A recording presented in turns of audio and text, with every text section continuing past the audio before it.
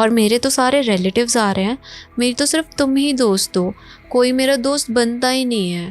वो कहती है कि तुम्हारा कोई दोस्त क्यों नहीं बनता और तुम होम स्कूलिंग क्यों ले रही हो? तो कहती है क्योंकि मम्मा ने बताया ना कि भैया अब दूर रहते हैं और पापा भी दूर रहते हैं, तो हमें इकट्ठा ही रहना पड़ेगा, इसलिए मैं होम स्कूलिंग ही ले रही हूँ। पर तुम आओगी ना मेरे बर्थडे पे? बाकी बातें छोड़ो। कहती हाँ मैं आऊँगी।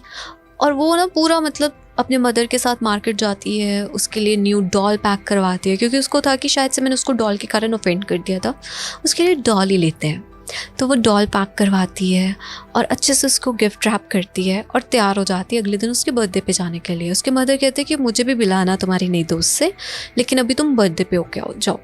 वो भी चले जाती है और जैसे ही वो उस घर की ओर जा रही होती है, वो देखती है कि बाहर का जो इतना सुंदर पेड़ था वो एकदम से बेरान से पड़ा हुआ, सूखा पड़ा हुआ है, वहाँ पे कुछ है ही नहीं है।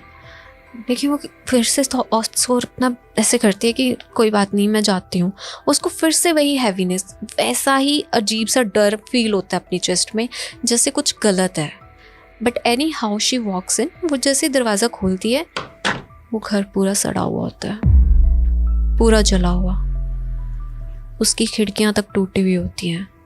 जिस डॉल हाउस के साथ वो खेल रहे थे, वो डॉल हाउस भी हाफ जला हुआ था, लेकिन एक चीज़ बिल्कुल सेम थी, वो डॉल एकदम वैसी मिलती है जैसी वो पहले पड़ी हुई थी, जैसी उसकी दोस्त ने दिखाई थी, उसकी दोस्त खुशी ने।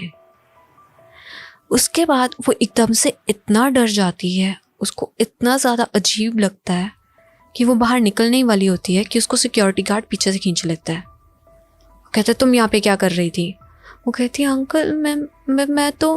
कहते बेटा तुम्हें यहाँ पे नहीं आना चाहिए था, तुम किससे पूछ के यहाँ पे आई?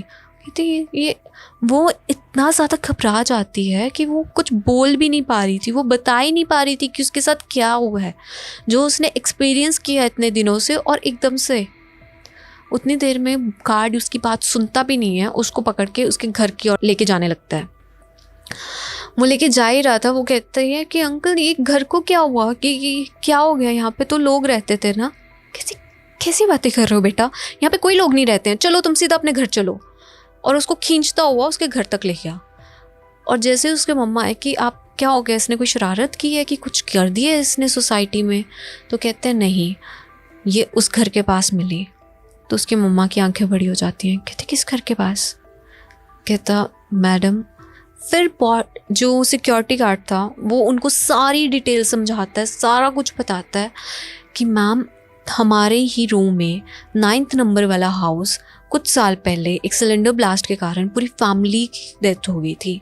उसके 3 मेंबर्स थे, एक छोटी लड़की थी जो कि गुड़िया जितनी होगी जब उनकी डेथ हुई थी, मम्मा थी उसकी, उसके पापा थे, उनका एक और बेटा भी था जो अब्रॉड चला गया है। और ये सारी बातें वो लड़की वहाँ पे बैठ के सुन रही होती है और वो अभी कांप रही है, उसको ठंड लग रही है और वो कांपी जा रही है।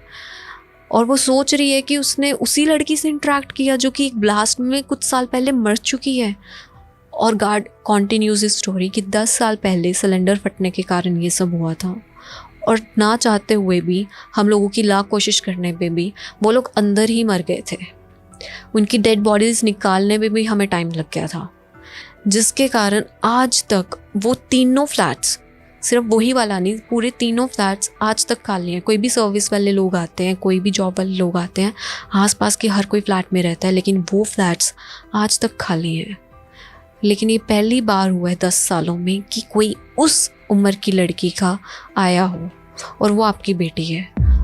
और इतने सालों में सिर्फ और सिर्फ हमें यही कहानियाँ सुनने को मिली हैं या यही सब सुनने को मिला है कि एक लेडी मिलती है जो खाना बनाकर खिलाती है। अब मैं आपको क्या झूठ बोलूँ मैडम, वो जो मैडम थी ना, उनको खाना बनाने का बहुत ही शौक़ था और वो सबको खाना बना के खिलाती थी। कभी भी ऐसा तो नहीं सुनने में आया कि किसी को उन्होंने तंग किया हो, पर हाँ वो आत्माएं दिखती ज़रूर है। और मुझे लगता है कि कहीं आपकी बेटी को भी खुशी पे भी तो नहीं दिख गई। और जैसे ही वो नाम लेता है वैसे ही उसकी आंखें बड़ी हो जाती हैं, वो चौंक जाती है। वो कांप रही थी, वो बहुत ज़्यादा कांप रही थी, और शी लिटरली पीड on the sofa she was sitting. वो कहती कि मैं नेक्स्ट टाइम, मुझे पता भी नहीं है कि जब मैं बेड से उठी कैसे उठी, लेकिन आज तक वो बात उसको हॉन्ट करती है कि वो कुछ हफ्तों तक एक आत्मा के साथ खेलती रही, उससे बात करती रही, उनके घर में गई। जस्ट इमेजिन कि आपको एक सुंदर घर दिख रहा है, एक प्यारा घर दिख रहा है, और आपको पता चलता है कि वो सब आपका एक इमेजिनेशन थी, एक इल्यूजन थी। असल में आप अकेले वहाँ बैठे हैं और वो पूरा जल रखा है, हर जगह से जला हुआ है, आपको कुछ नहीं पता। आप एक जले हुए अंधेरे घर में अकेले बैठे हैं।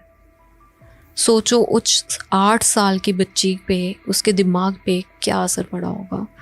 वो आज तक अकेले ऐसे सो नहीं सकती है बिना लाइट्स ऑफ करे। वो आज तक इन चीज़ों से डरती है। और उस सोसाइटी में तो वो लोग कभी गए ही नहीं दोबारा। As soon as his father returned, they shifted from there, because वो टैकल ही नहीं कर पा रही थी उस चीज़ को। उसको बार बार वो चीज़ दिखती थी, और अब खुशी गुस्से में दिखती थी क्योंकि वो नीचे उसके साथ खेलने नहीं आती थी। और कहीं अगर वो शायद से, उसको ऐसा लगता है कि शायद से अगर वो लोग घर शिफ्ट ना करते तो खुशी इतना गुस्सा हो जाती कि वो कुछ और गलत भी कर सकती थी उसके साथ। पर thankfully they shifted to new place. उसके बाद she was all into this meditation, Hanuman Chalisa पढ़ना, हर टाइप का उस पाठ पूजा करना, और उसने कभी भी इन चीज़ों को छोड़ा नहीं। I hope you like the story guys. आपको ये स्टोरी कैसी लगी, और अगर आप अपनी स्टोरीज इसी तरह से मेरे साथ शेयर करना चाहते हैं तो मैं नीचे डिस्क्रिप्शन में ईमेल दे रही हूँ, इस ईमेल पे अपनी स्टोरीज शेयर कर सकते हैं। थैंक यू, और चैनल को कर लेना सब्सक्राइब। Bye bye.